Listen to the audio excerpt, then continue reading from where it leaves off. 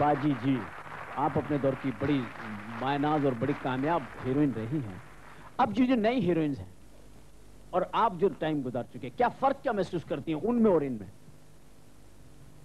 हमें और आज की नई हीरोइंस में माशाल्लाह बहुत प्यारी हैं, खूबसूरत हैं, बड़ी अच्छी ड्रेसअप होती हैं, जो हम नहीं हुआ करते थे। सच्ची बात है, जो अच्छी बात है वो तो कह देनी चाहिए।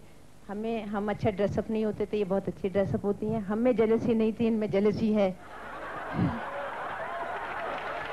मतलब अगर हम किसी से कंपटीशन करते थे तो काम में करते थे, वैसे कभी किसी के बारे में कोई बात नहीं करते थे। वैसे नेचुरली कुछ दिल में तो रखते थे हल्की सी जेलसी। अच्छा। सच्ची बात है, मगर वो काम से कंपटीशन होता था। सिर्फ कि अगर मरहुमा नैयर सुल्ताना ने कोई अच्छा शॉट दिया है तो मैं उससे अच्छा शॉट दूं। तो ऐसे ही रानी साहिबा, मैं इसलिए उनको याद करना चाह रही हूँ कि वो इस वक्त यहाँ हम लोगों में मौजूद नहीं है। अल्लाह उन्हें जन्नत फिरदौस में जगह अता फरमाए।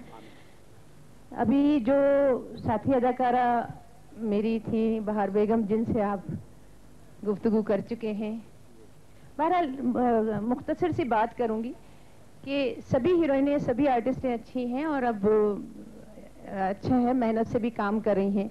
थोड़ा सा और लगन से काम करने लगे और आपस में काम का कंपटीशन करें, वैसे कोई कंपटीशन नहीं। और अल्लाह ताला हमारी इंडस्ट्री को तरक्की दे।